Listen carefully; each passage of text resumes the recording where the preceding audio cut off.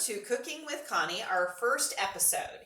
I want to first give you a little medical disclaimer. So, this is not intended to diagnose or treat any conditions. It's really not about weight loss. It's just really about teaching people how to put some nutrition into their daily diets. I am Connie, and I'm a registered nurse and have been since about 1985. I did not learn nutrition much in nursing school, so what I've learned is because I learned it on my own because of my own health challenges.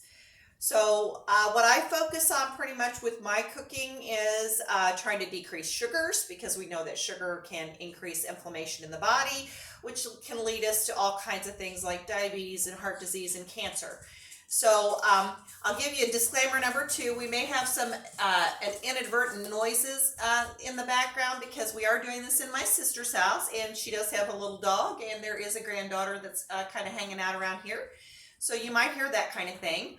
And I also want you to give us a little bit of grace about the video presentation, because we are new to this, and since this is our first episode, it may, probably not going to be perfect.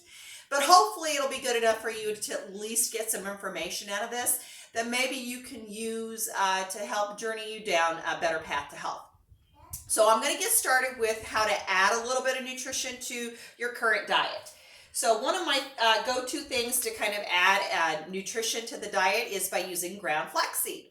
And ground flaxseed is high in omega-3s, it's high in fiber, and all those things are great for the body, great for the brain. Those omega-3s are things that we need to take in on a daily basis in order to have them in the body, and our brains love omega-3s. Also anti-inflammatory, so it actually helps decrease inflammation. So flaxseed can be added to pretty much anything, as far as put it in your oatmeal. You can put it in muffins or quick breads or your pancake batter. So those are the easiest way to do the ground flax. And I will use the ground flax in a recipe for our next episode. So you'll learn a little bit more about how to use the flax in different things. Then we're going to talk a little bit about chia seeds, because chia seeds, again, are high in omega-3s. And again, we talked about omega-3s being really good for us. So chia seeds, like flax seeds, can be easily add them to your smoothies, add them to anything that you want to bump up that omega-3 content, because those are really, really important that we have omega-3s daily in our diet. So chia seeds are great. They also make you feel fuller because they kind of expand once they get into the body. So if you're looking at weight loss and you want to feel fuller and help with decreasing your appetite, that might be a good thing to do. We'll talk a little bit about Celtic sea salt. Okay, so I don't use any of just your traditional Morton salt. So I'm kind of a sea salt fan. I like sea salt because if you get the right kind, like the Celtic sea salt, it has lots of minerals in it. When they don't overly process these and heat these, and they're refined very naturally, you're going to find a good product that's going to be full of minerals that your body needs to function. Sea salt, if you're adding it, I wouldn't use very much of it because it has a lot more flavor than traditional salt. So I usually just put a pinch in things and then let people salt afterwards, because actually the heat, if you use it prior to cooking, kind of decreases the amount of mineral content. So if you add it after, you'll actually get all those mineral goodnesses that you need out of it. All right. And then the next thing we're going to talk a little bit about is coconut sugar.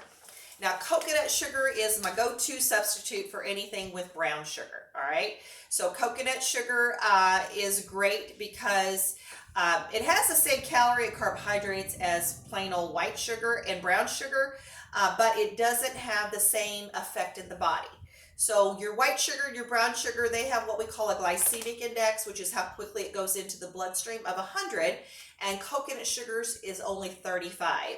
So it's not going to cause that blood sugar to rise like your traditional sugars. So coconut sugar is my substitute when I'm doing anything as far as with the brown sugar. So coconut sugar is a great substitution.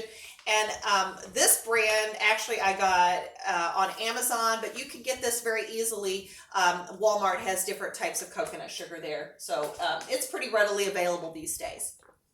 All right, we're going to talk a little bit about almond flour. Now, a lot of people know about almond flour these days because you see it in a lot of recipes with all the keto stuff out there. The trick about almond flour is using it by itself, unless you have a recipe that somebody's actually done, can be a little bit tricky.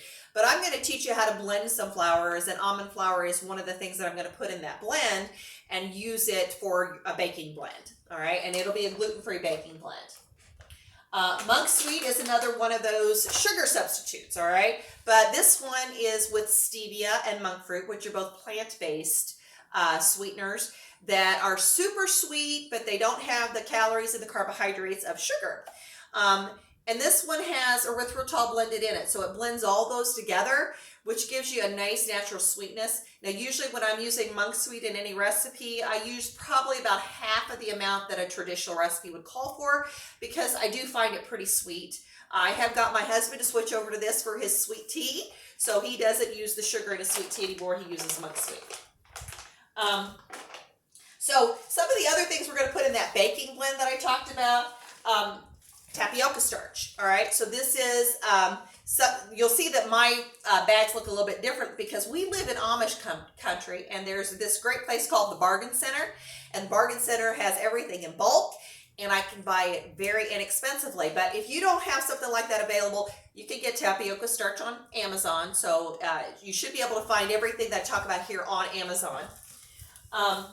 So we've got tapioca starch, we got coconut flour, which you'll see there's a lot of recipes out there for coconut flour, but coconut flour, unless you have a recipe, you cannot substitute it one for one. It's a much denser flour.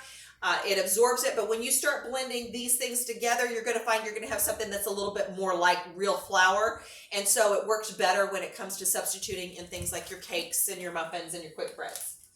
And then the other thing we're going to do is an arrowroot. All right, so you can kind of tell that arrowroot and tapioca starch, they're both really white, they're both really fine. And arrowroot is not only good in my baking blend, but arrowroot is great as a thickening agent. So you can use arrowroot like if you're making a cherry pie filling or something like that and you want to thicken it for puddings and things like that. Now, I will tell you, arrowroot, I back off usually just a little bit, only use about 2/3 of the amount of arrowroot versus what I would do if I was using cornstarch, because it is a little bit gummier than the cornstarch, so it gets a little kind of stringy if you use too much of it. So, but it's a great ingredient to use. Now, also like to talk about flavorings like extracts and things like that. Whatever you do, don't buy imitation. Let's buy the real things. Let's use real food. So this is my real vanilla extract. There's lots of brands out there, but just make sure that you buy the real thing and don't buy the fake stuff, okay? I have a couple of oils that I really like to use. I like to use extra virgin olive oil, and I use that for roasting vegetables. Extra virgin olive oil is going to add the nutrients of the olive oil, and it just gives it a little bit better flavor. So we'll talk about that down the road too, is how to roast vegetables, because that's one of my favorite things to do. And then another oil that I really like is avocado oil, because it's got a very high heat tolerance.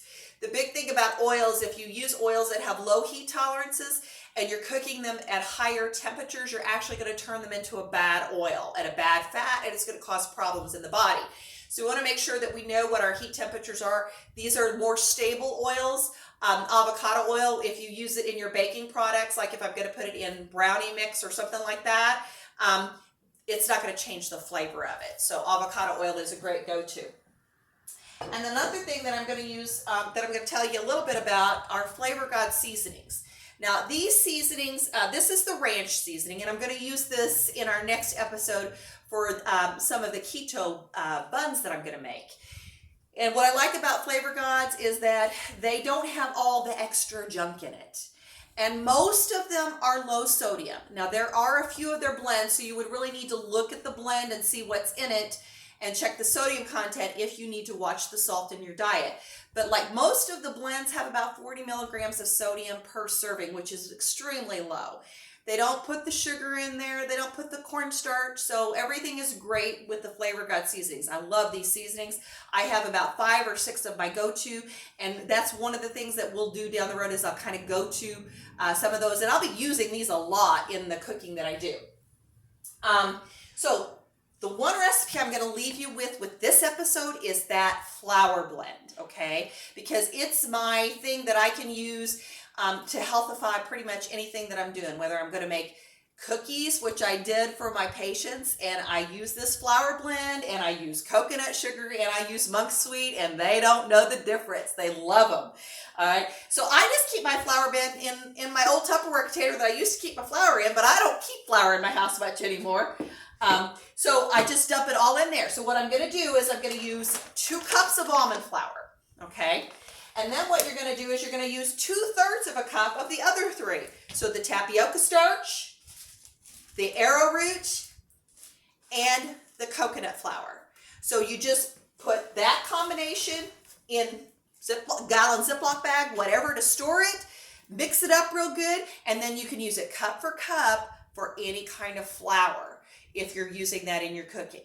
So that kind of gives us, in a nutshell, what we're going to be doing with this program is teaching you how to make different foods. I want to get people to add some of the recipes with more fruits and vegetables and nuts and seeds and things that we don't typically put in our diet, so that we can find a little bit more health.